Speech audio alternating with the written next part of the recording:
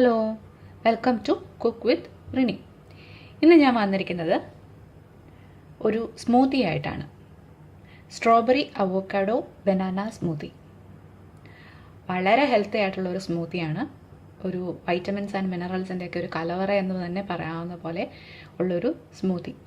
അപ്പോൾ നമുക്ക് അതിന് വേണ്ടിയിട്ട് ആവശ്യമായിട്ടുള്ള സാധനങ്ങൾ എന്തൊക്കെയാണെന്ന് നോക്കാം. ഒരു കപ്പ് സ്ട്രോബെറി, 1/2 കപ്പ് അവോക്കാഡോ, പിന്നെ 1/4 കപ്പ് ബനാന, 1/2 കപ്പ് പാല്, 2 ടേബിൾ സ്പൂൺ നല്ല കട്ടിയുള്ള തൈര്, പിന്നെ 1 ടേബിൾ സ്പൂൺ ഹണി. പാലെടുത്തിരിക്കുന്നത് നല്ല ചിൽഡായിട്ടുള്ള മിൽക്കാണ്, നല്ല തണുത്ത പാലാണ്. ഇനിയും കൂടുതൽ തണുപ്പ് വേണം എന്നുള്ളവർ ഐസ് ക്യൂബ്സ് ചേർക്കാം. ഞാനിവിടെ ഇപ്പോൾ ഐസ് ക്യൂബ്സ് എടുത്തിട്ടില്ല, എനിക്കിപ്പോൾ ഇതിൻ്റെതായിട്ടുള്ള തണുപ്പ് മതി. പക്ഷെ നല്ല തണുപ്പ് വേണ്ടവർ ഐസ് ക്യൂബ്സും കൂടെ ചേർക്കുക.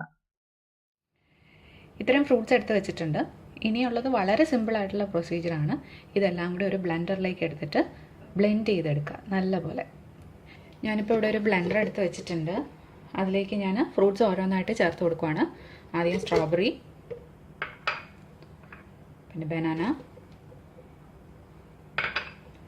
അവോക്കാഡോ, 1/2 കപ്പ് പാല്,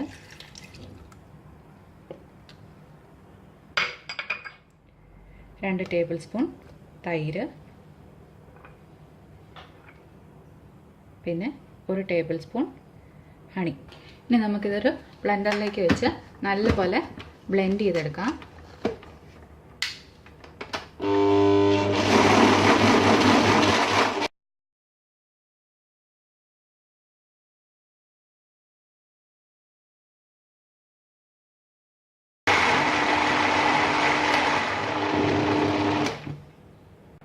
ഇപ്പം ഞാനിതൊരു ഗ്ലാസ്സിലേക്ക് ഒഴിക്കുകയാണ്.